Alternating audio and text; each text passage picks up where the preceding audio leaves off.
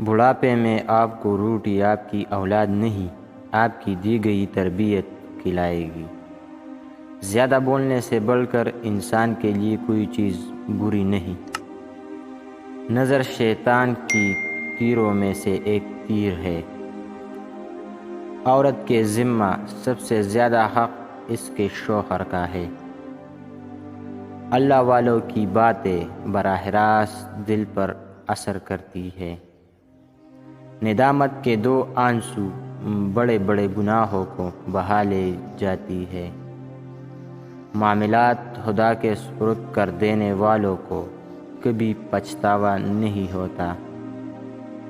درود شریف ایک ایسی عبادت ہے جو زمین میں گمنام رہنے والوں کو آسمان میں معروف بنا دیتی ہے۔ صرف ایک جھوٹ پچھلے تمام بولے گئے سچ کو مشکوک بنا دیتا ہے۔ اگر اس شرط پہ کسی کو نصیحت کرتے ہو کہ اسے قبول کرنی پڑے گی تو پھر آپ ظالم ہو۔